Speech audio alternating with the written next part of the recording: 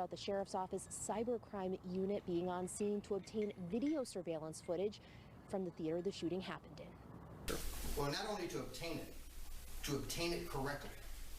That's correct. And to make sure that nobody,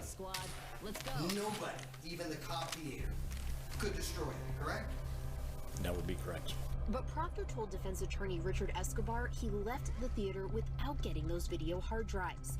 He said he was told investigators couldn't view the footage that day. Deputies were posted at the theater to stop anyone from coming in. Proctor said today on the stand was the first time he learned an IT person came to the theater that night, got past security, and took the video. Proctor later picked those hard drives up in Alabama. He testified he thought that was where they were recorded. And I'm not video savvy. I don't understand all that working. And I did not realize that the hard drives, I didn't realize that they were even in Wesley Chapel. Escobar also questioned why Proctor testified he didn't look in the box carrying the hard drives when he picked them up. That box could have had anything in it, and you would have never known it. I was told that the box contained the hard drives.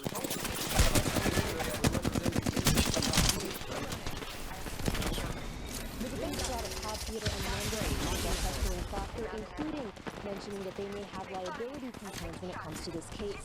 Other lines of questioning revolved around why witnesses were not separated from each other in the theater lobby and stopped them from potentially sharing information. Escobar also questioned Proctor about interviewing two witnesses for several minutes before he started recording them, something Proctor acknowledged shouldn't have happened. Reporting in Dade City, Sarah Berzonis, Spectrum Day News Network. Jurors also heard from another witness who was in the theater that day. He testified he saw Patterson grab Reese's popcorn and flip the bag at it. And after the shooting, he says he heard Reese say something along the lines of, "Throw popcorn in my face." Two people connected to last night's Amber Alert are facing several charges tonight. According to the Tampa Police Department, Cammie George, the child's biological mother, and her boyfriend, Matthew Layton, are each charged with aggravated battery with a deadly weapon, armed kidnapping, and interference with custody. Police say the two grabbed the 4-year-old boy from daycare while his foster parents were picking him up. They say Layton held the foster parent at knife point, and then they both took off with the boy. They were ultimately found with the child in Taylor County early this morning. He was found safe and unharmed. Now to an update on the trial of one of the former officers charged in George Floyd's death. J. Alexander Kuhn says he did not act on another officer's suggestion to put Floyd on his side before he died.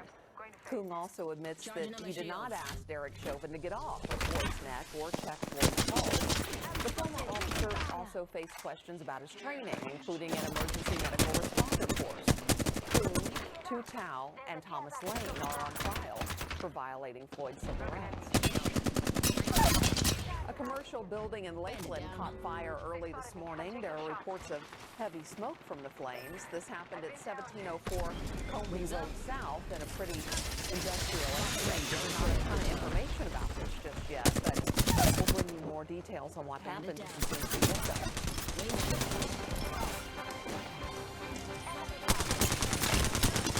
With the fog and some clouds coming out the area, it's not going to be as clear of a day as what we've seen the past couple of days, but it's also not going to be a washout. There'll just be a few spotty showers as the cold front starts pushing towards us. It will set us up for a cooler weekend ahead, but it's not going to be cold. It's just going to be cooler than what we've had the past couple of days. Here you can see how the jet stream kind of shears that weather system off to the east. Instead of coming southward, it just kind of pushes it off to the east. And then if we go into next week, we have almost the exact same pattern setup that we had this week. Look at the jet stream diving way to the south out in the western U.S., and then you have that ridge of high pressure that builds in over the southeastern U.S., and that's why we'll get the bubble of warm air to come right back into the area like we did this week. Most of the rain is going to shear off to the east. So essentially, the heavy rains go off the Atlantic coast, and we just have the tail end of the front with some clouds and a few showers passing on by. I'm not expecting much coverage, about 20% coverage at best. So yes, we'll have some fog, we'll have some clouds. It won't be as pretty of a day as what we've seen the past couple of days, but I wouldn't stress too much about it. If you have outdoor plans, not a problem. 70s for coastal regions, low to mid 80s inland. So not quite as warm as the past couple of days, mainly just because we're going to have an onshore wind. That's it. It's still going to be a warm air mass, but that onshore wind coming across the cooler Gulf waters will keep coastal areas a little bit cooler. And then on Saturday, not cold, but cooler than what we've been having, mainly 70s and 60s. Recharging shields. So some cloud cover lingering in the area, northerly breeze. That'll drop our temperatures a little bit for Saturday. Wings out. Here are your morning temperatures walking out the door to mainly 60s, some areas of fog, some clouds passing through. The winds won't really be strong though. South to southwesterly winds are about 10 knots, so even that might not be the prettiest of days for boating, but the winds actually won't be that strong. So this weekend, a little bit cooler, but not cold. Some high temperatures going right back up into the 80s. There's your pollen forecast for the next 3 days, brought to you by Famous State Appliance and Bedding Centers. 8.9, 8.3, and 8.5.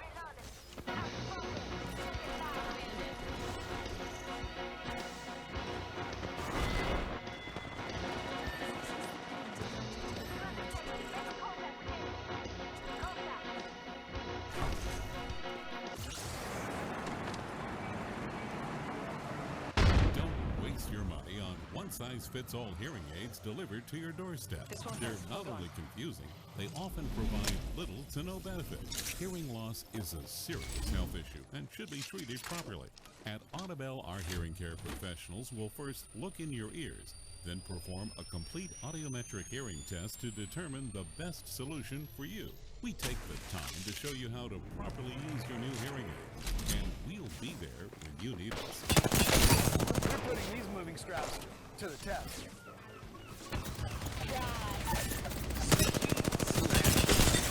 Each order receives this complete moving harness system. Buy now at movingcradle.com.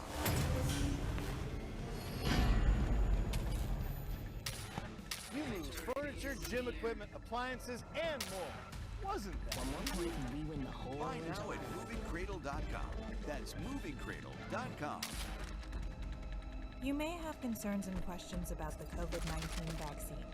Please listen to your health experts and the facts. Get vaccinated, continue to wear masks, maintain social distancing. For more COVID-19 information in multiple languages, go to aa-nhpihealthresponse.org. A message brought to you by these organizations. Wings up. This place that I call I want to explain it to her. We're putting these moving straps to the test. Materials. Check. Straps. Charging Each my order shield. receives this complete moving harness system. Buy now at movingcradle.com.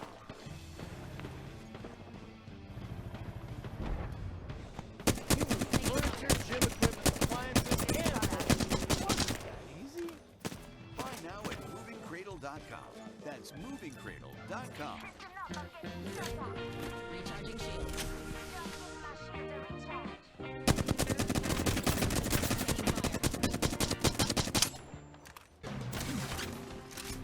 Recharging As labor shields. shortages continue to affect the service industry, restaurants are now turning to robots for help.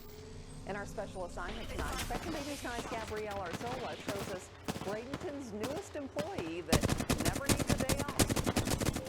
Yes, there's no better feeling than seeing your baby finally come with your catch of the day. Meet Miss Pearl. She's the new food runner here at the Anna Maria Oyster Bar. Pearl works 7 days a week. She never needs a day off. She's only been at the restaurant for 2 months and knows all of the tables by memory. She can even hold 3 plates of food and hasn't spilled anything just yet. Her wage is criminal. 50 cents an hour. Owner John Korn has more than 300 people working at all of his Oyster Bar restaurants, and even Recharging he shield. has trouble finding staff members. So to ease the work on current employees, Pearl stepped up. As she rolls around, she uses artificial intelligence to make sure she doesn't bump into anything. But to John, this gimmicky robot is actually filling a huge need because back in November, November, the Bureau of Labor Statistics said more than